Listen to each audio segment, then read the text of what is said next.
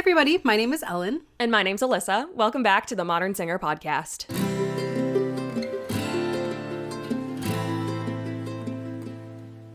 Today we're going to talk about how to promote yourself without shame. It's so hard. It's so hard to do. So hard. It feels icky. It's so weird that we have to. It is, but it's part of our career, and I promise we're going to get through this, guys. We got this. Summer is here, and you definitely know that I can feel it because it's hitting 95 degrees today in Arizona. And whether you're creating your own opportunities or working with a company, you will always want to promote yourself and the projects you're working on. Sometimes selling tickets or promoting yourself feels really weird or icky. Trust me, I am in marketing, so I do this all day, every day, and I know how it feels. But you'll want other companies and your colleagues to see the amazing things that you're doing. We are our best promoters and our biggest advocates, and if you don't publicize your performances, we can't count on the audiences to show up. So here are a few things that we can do to promote ourselves without feeling weird about it. Step 1. Recognize that self-promotion is necessary. It is. It's the life that we live in currently. We're very social creatures in a time of the internet. So the next time you need to publicize your event or a project that you're working on, think about why you decided to be a part of this performance or a project in the first place. We spend years developing ourselves as artists and professionals to show up on opening night, ready to hit the stage and bring a new story to life. But we often forget that there is another side to this artistic exchange, which is a vital component to our performances that we rely on for support, funding, and artistic impact. Step 2, make sure to talk to your friends and family. This is a really easy and safe space to start. You can invite your friends and your families to your gigs, letting them know, what you're doing and why you're doing it, and that you'd love for them to purchase tickets and be there. Some companies also give family and friends discounts, or you get a certain amount of comps too. These are the people that want to show up for you, remember, and want to support you because they want to see you succeed. So don't feel shy about telling them where and how they can support you again. It's either like a personal text or an email, phone call when you're out at dinner with them or whatever. If you take the time to reach out to your friends and family, they'll be there in the crowd when you need them most. Step 3, create a public event, especially if the company that you're working with or for hasn't done it for you, or if this is just your event, make sure that there is a tangible thing that you can send people to with all of the information. A personal email to people you know but haven't talked to in a while might feel pushy or random, so let social media help. Creating a Facebook event invite or even an Evite card to send people to. You can publicize the time, place, description of your performance, and invite as many of your online friends as you want. You can even ask a few friends or family members to invite their friends. You can give out the link so that people can send it to all of these other people. Invited friends will have the option to mark themselves as going or interested without committing to coming or purchasing a ticket right away, removing any immediate pressure from the audience. The benefit of having an online event is that any updates you post will be sent to everyone who has responded to the event or even people who haven't. If you do this on Facebook, they also send out an automatic reminder leading up to the big day, which takes a large chunk of the advertising work off of your plate so that you don't have to keep sending it out to people. Additionally, you can use the event to get an approximate gauge of your audience size based on responses and easily communicate any logistic changes to the performance. This is super important if you're putting on your own event or if you're just trying to track potential ticket sales.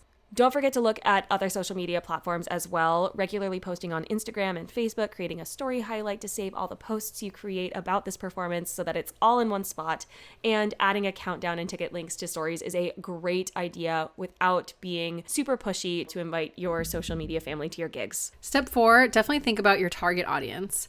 Part of self-promotion also involves reaching out to people who don't already know you, which tends to be the hardest step for sure. I actually find this part the easiest because talking to people I know is the hardest part. Like, if I'm like asking a casting director I know, I'm like, bleh. But if I'm just a bunch of strangers, I'm like, sure. It's kind of the same how I can stand on a stage in front of like 5,000 strangers and not feel any sort of anxiety. But the second my mom is in the 4th row, terrified every time. See, this is the hardest for me, and it's probably comes from my marketing background because I know how to speak to my friends, my family. I know how to speak to people who come to traditional shows and people who come to new shows. Yeah, this comes from my therapy where I don't like asking for help. Yeah, when I'm talking to people I don't know, though, I don't know what kind of stuff they like, what kind of stuff they don't like, how to talk to them, what part of the show will sell them the most. Is it the venue? Is it the piece? Is it that it's only an hour instead of 2 hours? Oh, I guess that my brain likes that aspect more because my brain likes to be like, cool, let me get to know you for 2 minutes. Awesome. This is how I pitch it because I know my material so well. That makes total sense. Yeah, that makes sense. It's also coming from like the massive extrovert I am. Yeah. Well, I'm an extrovert too, but when I think about marketing, I think that this is the hardest part for me. But that's a good point. This could be the easiest point for you. But if this is hard for you as well, or if you're just trying to figure out, how the hell to sell your piece, think back to the reasoning behind your performance. What messages are you trying to share, and what audiences are you trying to share it with? Use this type of messaging and what you come up with as a guideline for engaging outside groups. If you want to put on a recital focused on bringing classical music to families and young children, make sure you include some details about your event and send them to schools, why it helps children, what's the point, how does it gear towards families and young children. Talk to different schools, different education departments. You can talk to opera companies or theater groups, education departments. These are really great places to target. If your piece focuses on female empowerment, share the information with local women's organizations and clubs. Just make sure that you're tailoring your information to people who you know would really like it. Knowing your audience. Exactly. In addition to social media and evites, a simple email or just posting a flyer in their place of business with information about what your project or show is, when it's happening, a fun picture, and why it's of interest to the group of people goes a long way in engaging them with your work. I think something else that is super important on a flyer is, as someone who is also in marketing, is a QR code to where to buy the tickets. Yeah, QR code. And also, depending on your audience, if they're older, they want a URL. So like a QR Correct. Code and a URL, a short URL. Remove http ... and also remove the www . Yeah. And you can shorten the links too. Bitly is free. Bitly has free things on it. And that it makes sense too. Also, those are great ways to just make sure that people are directed to the ticketing site and can support you. Last and not least, step 5, show the fun side of your show or project. A backstage selfie with your co-star looks cute on your Instagram, but it's also a really good way to remind your followers about your upcoming opening night. One of my favorite things to see about performers that I love, especially in like longer running shows like Moulin Rouge or Wicked or something, is seeing the characters backstage, seeing what these actual humans do backstage and watching them do their thing. It always makes me just so much more excited to go see the show.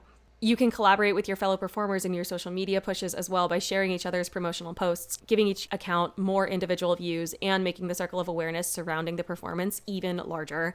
Make sure to also tag photographers, fellow performers, and the creative teams when you post on production stills to share with them, and make sure that you're giving credit where credit is due. Post your cast pictures, your promotion pictures, and even your pre-show ritual pictures, whatever you can, especially whatever you're really comfortable sharing with the world to get the word out. And it's like also diversifies your content. So you're not just like posting the same one graphic of, like your recital main graphic and being like, come buy tickets. Like it shows like a different angle and different ways to post it. Another great way to market is just face-to-face, like word of mouth promotion. It's old school. It's easy, but it works. It works. And it's a really great way to grow your audience. Practice your elevator pitch, a short, 45, 60 seconds description about what your show is and why you're passionate about it. And make sure it doesn't sound like an elevator pitch. Make sure it sounds, just genuine and talk, like you're talking, not something that you memorized. Make sure it is practiced, but try not to have it come off press practice. A practice pitch will allow you to hit all the points, bring it up organically in a conversation and be able to give them all the information you want them to know in a clear, concise, short manner. To me, it's kind of like, what's the point of learning a piece and showing up for countless coachings and voice lessons, spending all that money, perfecting your acting, and pouring your soul into a project if really nobody gets to see it? Use these steps to promote yourself with confidence and share your art with the world. Thank you so much for listening. If you haven't already, make sure that you're subscribed to the show so that you never miss an episode. If you really loved this episode, we would love to see you tag us in your stories so that we can connect with more of our followers. Don't forget to check out our show notes for all of our resources. We'll see you next week. Bye. Bye.